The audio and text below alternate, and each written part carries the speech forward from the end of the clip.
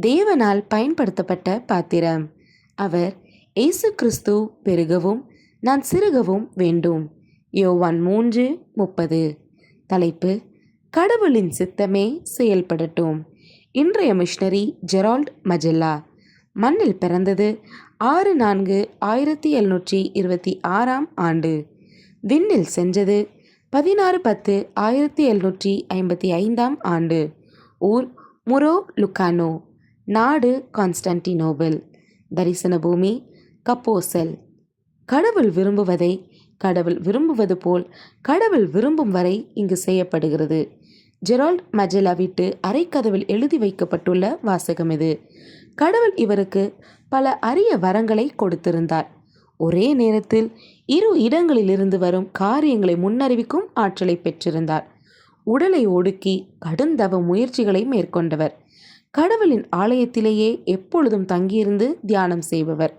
1752 ஆண்டு கற்பு, ஏழ்மை, கீழ்ப்படிதல் என்ற வாழ்க்கை கட்டுப்பாட்டுகளுடன் எப்போதும் இறைவனுக்கு விருப்பமானதையே செய்வேன் என்ற சிறப்பு கட்டளையையும் அறிமுகப்படுத்தினார்.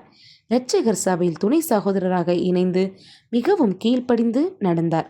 தோட்டம் கவனித்தல், கிழிந்த துணி தைத்தல், உணவு சமைத்தல், பாத்திரம் கழுவுதல், வாயிற்காத்தல் போன்ற எளிய பணிகள் செய்து எல்லோருக்கும் எடுத்துக்காட்டாக வாழ்ந்து காட்டினார்.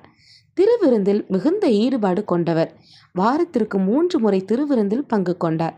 பிறர் தவறுகளை மிகுந்த கனிவுடன் சுட்டி காட்டினார்.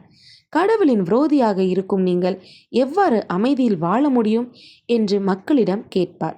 ஜெபத்தினால் பல தேவைகளுக்கு பதில்களை ஆண்டவரிடமிருந்து பெற்று பலரது சாட்சிக்கு பாத்திரமானார். ஏழையர் நலம் பெற எதனையும் இழக்க ஆயத்தமானார். கடவுளின் சித்தத்தை என்று மகிழ்ச்சியோடு நிறைவேற்றிய மஜெல்லா இந்நாளில் 1726 ஆண்டு பிறந்தார். அன்பரே, எளிமையும் தூய்மையும் உம்மிடம் நிறைவாக உள்ளதா? வாழ்விலிருந்து வாழ்வுக்கு, கடவுளுக்காகவே வேதனையை அனுபவி. அப்படியானால் பூமியிலேயே மோட்சத்தை அனுபவிப்பாய் என்கிறார் ஜெரால்ட் மஜெல்லா.